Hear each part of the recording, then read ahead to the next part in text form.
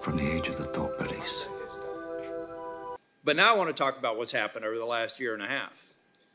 We went from a series of bipartisan bills that we spent more than any one of us would have wanted to, into a series of partisan bills that I think are, at least in part, one of the reasons why we have the problems that we do today. $2.5 trillion on a purely partisan basis, flooding the zone with more liquidity than we probably needed. Under President Biden, we're authorizing 80,000 more IRS agents. We're going to retire student loan debt, which is going to be more stimulus into the system, $201 billion in additional regulatory costs. Thanks, Senator Kramer. Senator Warren of Massachusetts is recognized. Thank you, Mr. Chairman.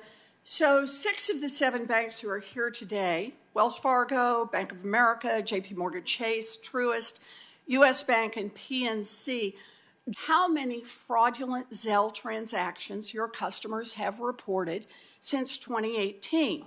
But the rest of you stonewalled. So today I get to ask you in person. Do I have any volunteers who want to go first and share the numbers that I asked for in July? Or will I just pick volunteers? Okay, Mr. Diamond, you represent the largest bank here today, so let me start with you. I don't hear. I apologize for not getting it to you, but we'll get it to you immediately. Does anybody here have numbers? Yes. What's your number? 0.07 on fraud, 0.05 on No. customers raising their hand. How many, I'm sorry, I just need a real number. How many customer complaints have you received of fraud on the Zelle system since 2018? I don't have that number in front of me, but I will get it to you by the end of the day.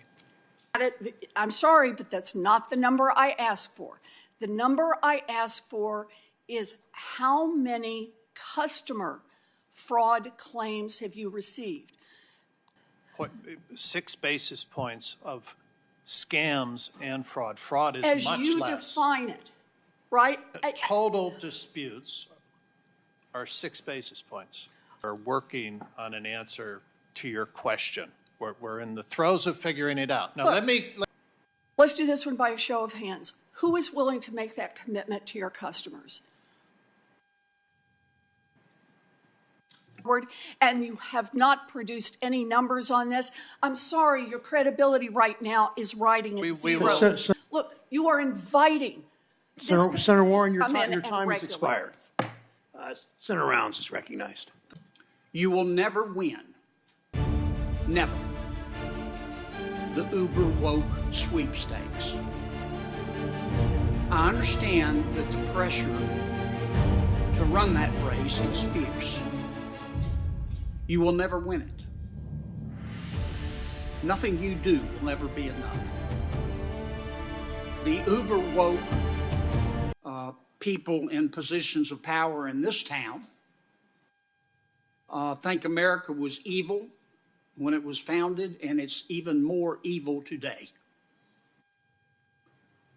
Capitalism has done more to lift people out of poverty than all the social programs put together.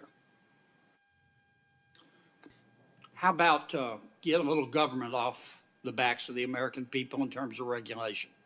That would be helpful, I think, particularly for small business. I don't want to sit here and complain about big companies. Chairman, Ranking Member Toomey, and all of our panelists.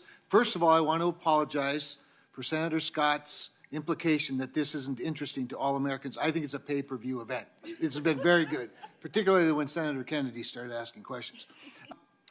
But I also want to join Senator Kennedy in this admonition. Please resist the impulse to respond to the very loud noise in your left ears.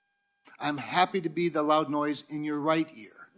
When it comes to to being one of the cool crowd, I know the pressure that you feel, and I'm sorry that sometimes those of us on the conservative side aren't as activist oriented, but I want to help you.